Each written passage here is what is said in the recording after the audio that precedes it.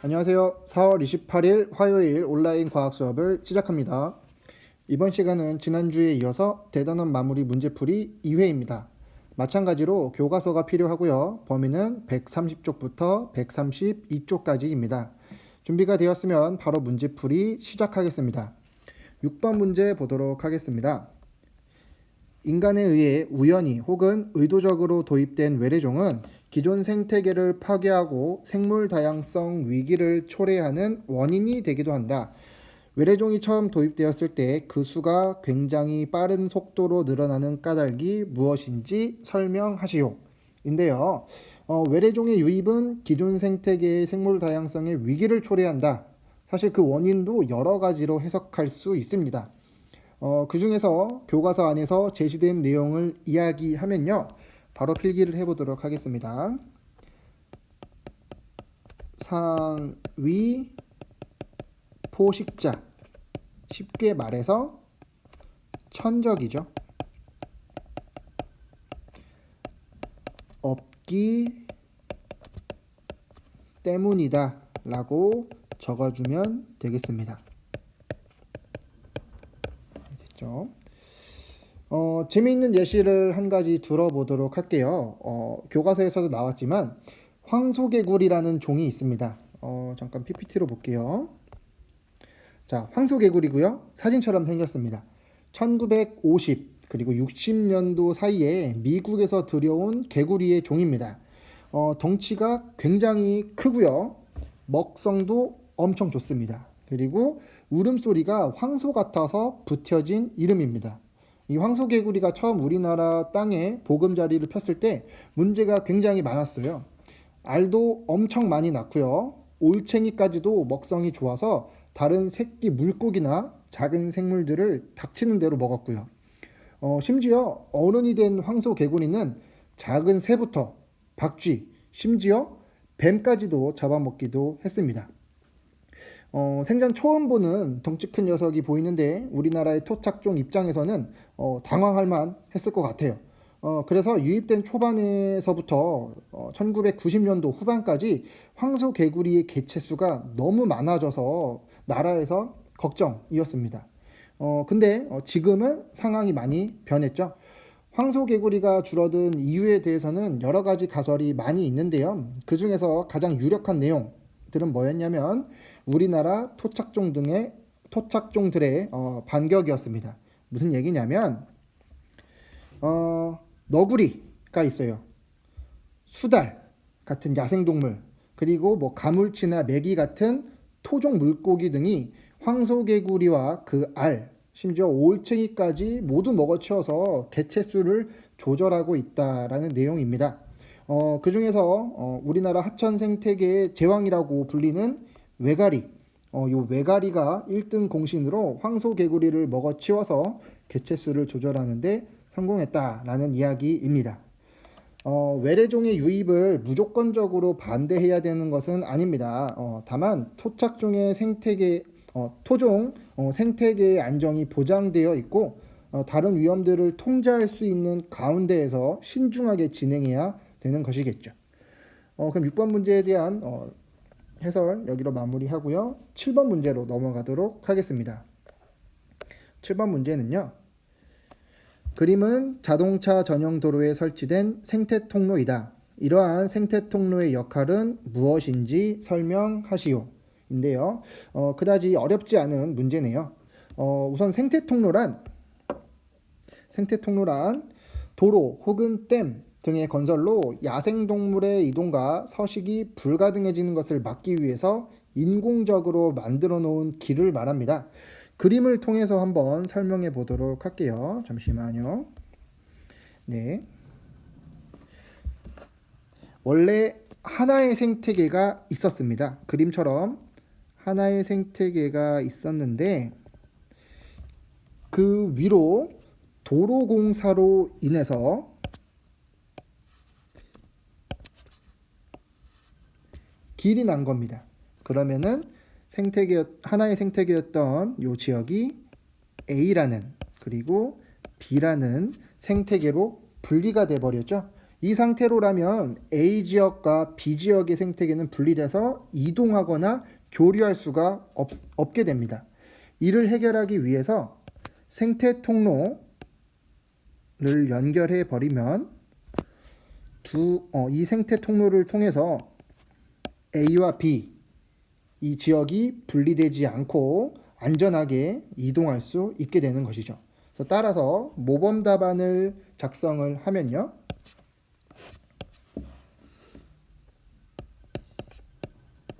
야생 동물에게 자유로운 이동 통로를 제공하여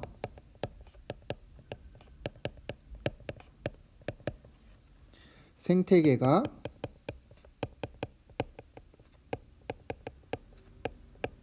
분리되는 것을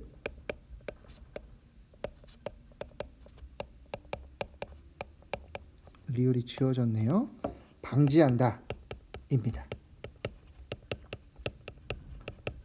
자, 다시 한번 읽어보면 야생동물에게 자유로운 이동 통로를 제공하여 생태계가 분리되는 것을 방지하기 위해서 생태 통로를 건설하는 겁니다. 네, 이해됐으면 다음 8번 문제로 넘어가도록 하겠습니다. 다음은 생물종을 보존하기 위한 국제협약에 관한 내용이다. 가와 나에 해당하는 국제협약은 각각 무엇인지 쓰시오인데요.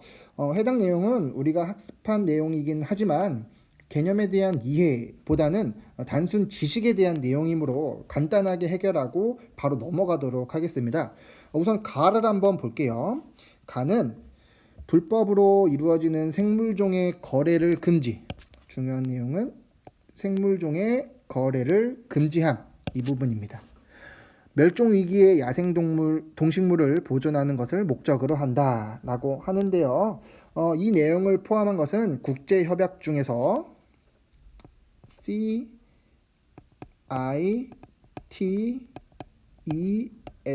이하 CITES라고 합니다. 바로 다음으로 넘어가도록 할게요. 국경을 넘어 이동하는 물새를 국제자원으로 규정하고 가입국이 의무적으로 습지를 보존하는 정책을 펴도록 한다 라고 되어 있는데요. 이러한 협약을 람사르 협약이다 라고 합니다. 추가로 이와 같은 유형의 문제에 대해서 말해보자면요. 만약 여러분이 시험이나 다른 형상평가 등에 나오는 문제로 이와 같은 문제를 공부한다면 정확하게 암기해야 되는 것이 맞습니다. 그러나 지금 진행하는 학습은 시험이나 평가를 목적으로 하는 것이 아니기 때문에 여러분은 거래금지는 시티즈, 물새는 람사르와 같은 식으로 암기할 것이 아니라 생물종의 다양성을 보존하기 위해 전 세계적으로 협약을 맺으며 노력하고 있다라는 것만 알아두면 되겠습니다. 암기가 만약에 필요하다라고 하면 그때 외우면 되는 거니까요. 그러면 이제 9번 문제로 넘어가 보도록 하겠습니다. 자, 9번 문제고요. 제가 읽어보겠습니다. 다음은 두 지역의 갯벌을 탐방하면서 찍은 사진이다. 그림을 확인해 보도록 할 텐데요. 갯벌이 있고요. 갯벌이 있습니다. 무엇을 물어보는지 문제를 읽어보도록 할게요. 괄호 1번. 두 지역 중 생물 다양성이 더 높은 곳은 어디인가? 그림을 확인해 보도록 할게요. 보다 쉽게 문제에 대해서 접근해 보도록 하겠습니다. 여러분이 보기에는 가와 나 중에 어떤 지역에 더 다양한 생물이 살 것 같은가요? 잠깐 사진을 보면서 생각을 해보도록 하겠습니다. 자, 생각했으면 문제로 넘어가 보도록 할게요. 가를 보면 우선 지형을 한번 살펴보도록 하겠습니다. 가 사진의 지형을 살펴보면 우선 전부 다 땅으로 되어 있죠. 반면에 나를 보자면 나 지역은 대부분 물로 되어 있습니다. 일반적으로 땅보다는 즉 수중 생태계가 보다 더 다양한 경우가 많이 있거든요. 그래서 생태계 다양성 입장에서 보면 가보다는 나가 생물 다양성이 높다라고 볼 수가 있고요. 두 번째로 사진 속에 어떤 종류의 생물들이 있는지 한번 보도록 할게요. 확대해서 보면은 지금 많은 수의 생물들이 보이지만 실제로 한 종류의 식물만 서식하는 걸로 볼 수가 있겠네요. 반면에 나 지역을 보면은 키가 큰 수풀도 있고요. 키가 작은 수풀도 있고요. 그리고 뒤쪽을 보면 분홍색 혹은 붉은색으로 보이는 식물들도 있고요. 그래서 적어도 3종류 이상의 생물이 서식하는 것으로 보입니다. 따라서 종 다양성 입장에서 보아도 나 지역이 생물 다양성이 높다라고 볼 수가 있겠네요. 마지막으로 유전자 다양성에서도 찾아보긴 해야 되는데 사진만으로는 그걸 확실히 알 수는 없겠지만 앞서 본 두 가지 다양성 차원에서만 보자면 괄호 1번 두 지역 중 생물 다양성이 더 높은 곳은 나 지역의 갯벌이라고 볼 수가 있겠네요. 자, 그러면 2번 문제로 넘어가도록 하겠습니다. 생물 다양성이 낮은 지역의 경우 가 지역이 되겠죠. 지금보다 생물 다양성을 높일 수 있는 방법에는 무엇이 있는지 제시해 보자 라고 되어 있는데요. 생물 다양성을 높이기 위해서는 첫 번째, 생태계 다양성 차원을 높이기 위해서 동그라미 1번으로 쓸게요. 갯벌 환경을 다양하게 조성한다 라는 겁니다.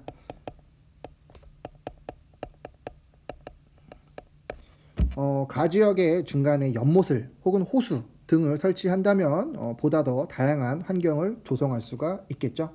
자, 동그라미 2번으로 정리해 보도록 할게요.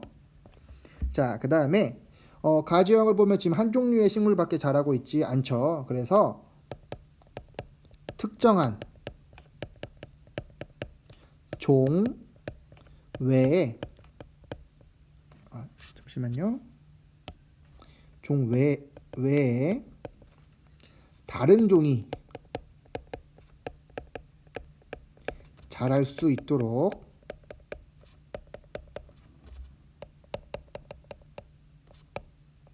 조절한다가 되겠습니다. 그래서 나 지역처럼 적어도 3종류 이상 더 많은 종류의 식물이 자라게 하면 생물 다양성이 높아질 수 있겠죠. 네, 이렇게 정리하면 9번 문제도 마무리가 됐고요. 그럼 10번 문제로 넘어가도록 하겠습니다. 자, 10번 문제고요. 그림은 생김새가 비슷한 가상의 생물을 나타낸 것이다. 되어 있는데요. 아래 그림에 이상하게 생긴 생물들이 보이죠? 옆에 있는 길잡이를 읽어보자면 이것들은 실제 하는 생물들이 아니라 카미날큘스라고 불리는 가상의 생물입니다. 그래서 이거를 어디다 이용하냐면 생물 분류의 기준을 공부할 때 유용하게 쓰일 수가 있겠죠.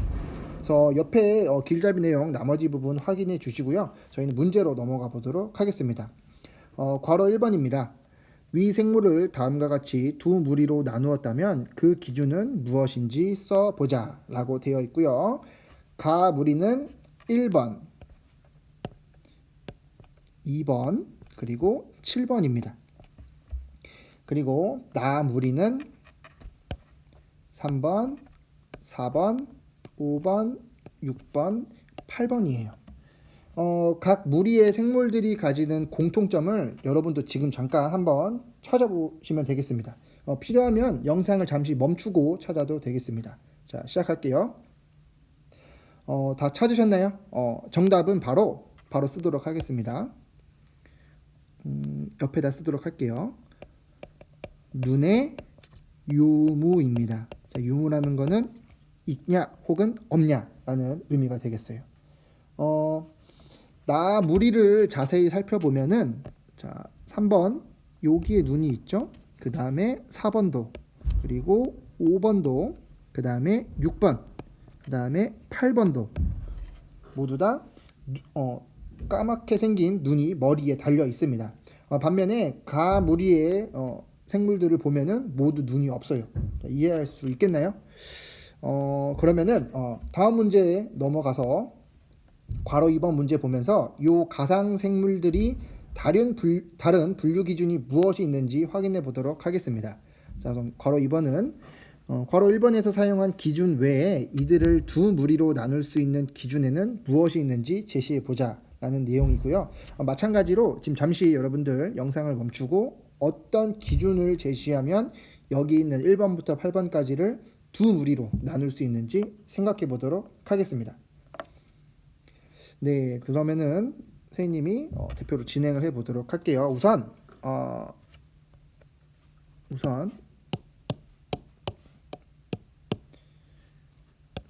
1번 그리고 4번 그리고 6번을 보도록 할게요.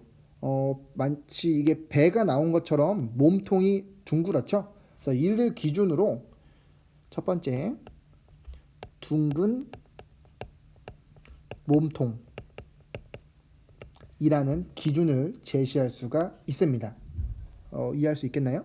자, 그러면 다음으로 넘어가도록 할게요. 자, 그 다음에 3번 그리고 5번 생물을 보면 몸통에 시커멓게 무늬가 있죠. 이것도 기준이 될 수가 있습니다. 그래서 몸통에 무늬, 검은 무늬가 있냐 혹은 없냐로 두 무리로 나눌 수가 있습니다. 한 가지만 더 찾아보도록 할까요? 마찬가지로 3번 그리고 5번을 또 보도록 할게요. 보면은 발가락 모양이 3번과 5번 같은 경우에는 세 갈래로 발가락 모양이 있죠. 나머지 생물들을 살펴보면 발가락 모양이 뾰족하거나 뭐 기타 모양으로밖에 되어 있지 않네요. 그래서 여기다 쓰고 발가락에 유무라고 써도 정답이 될 수 있겠습니다. 뭐 기타 그 관찰하는 사람에 따라서 여러 가지 기준이 제시될 수 있겠는데 그것들을 전부 다 기타 등등으로 표현하도록 하겠습니다. 그러면 이제 마지막 문제로 넘어가도록 하겠습니다. 11번 문제인데요. 해당 문제는 교과 내용 학습을 확인하는 문제가 아니라 생물 다양성과 관련된 주제에 대해서 여러분들의 의식을 높이기 위한 활동이 포함된 문제입니다. 그래서 따라서 문제에서 요구하는 대로 국제 생물 다양성의 날이 언제인지 찾아보시면 되겠고요. 그 다음에 올해 2020년도 행사가 언제인지 찾아보면 되겠는데요. 다만 올해는 코로나19 사태로 인해서 진행이 어려울 것으로 보이죠. 그래서 국제 생물의 다양성의 날만 찾아보면 되겠고요. 2번으로 넘어가 보면 마찬가지로 여러분들이 자율적으로 계획해 보면 되겠는데요. 여러분들이 약간 좀 헤맬 수 있을 것 같으니까 약간의 가이드를 좀 주자면요. 생물 다양성의 날은 매년 5월 22일로 정해져 있습니다. 네, 그렇고요. 만약에 여러분들이 국제 생물 다양성의 날을 기념하는 행사에 참여한다라고 하면은 생물 다양성 위기를 알리거나 혹은 보전을 위한 활동을 하면 되겠네요. 지금 잠깐 번쩍 든 생각으로는 뭐 예를 들어서 우리가 사는 곳이 포승이죠. 네. 포승읍 지역에 야생생물 생태계를 소개하는 이러한 활동 등도 국제생물 다양성의 날을 기념하는 행사 활동으로 볼 수가 있겠고요. 나머지 뭐 더 좋은 아이디어가 있다면 한번 생각해 보시기 바라겠습니다. 그럼 11번 문제까지 해서 3단원, 대단원 마무리 문제풀이를 마치겠는데요. 잠깐 지난주 그 확인용 과제 제출을 보도록 하겠습니다. 네, 보면 여러 가지 답안을 많이 제출했는데요. 한번 읽어보도록 하겠습니다. 우선 질문은 사막 여우의 생김새가 북극 여우의 생김새와 다른 이유를 설명하시오 라고 되어 있는데요. 이에 대한 응답을 다양하게 보내줬어요. 어떤 친구는 각자사는 환경의 온도가 달라서, 유전자 때문, 서식지가 달라서, 기타 등등 여러 가지 답안들을 많이 제출했습니다. 물론 여러분들의 생각이 전부 정답으로 볼 수가 있어요. 그러나 제가 문제풀이 공지했던 대로 마무리 문제를 제가 그대로 낸 거죠. 그렇기 때문에 수업 영상 중에 작성한 답안과 의미가 최대한 비슷하면 5점을 줬고요. 그 중에서 한두 가지 정도가 빠졌으면 4점을 주었습니다. 그런데 여러분들이 또 주의해야 될 게 뭐냐면 저번에도 말했지만 부과되는 점수, 내가 과제를 내서 받는 점수에 대해서 큰 의미를 가지지 않았으면 좋겠습니다. 답을 쓰려는 그 과정 자체가 중요하니까요. 따라서 오늘 나가는 과제도 마찬가지로 확인용 과제고요. 여러분들이 영상을 잘 보면 그 안에 정답이 있습니다. 잘 제출해 주시길 바라겠고요. 여기까지 해서 정말로 수업을 마무리하도록 하겠습니다. 시청해 주셔서 고맙습니다.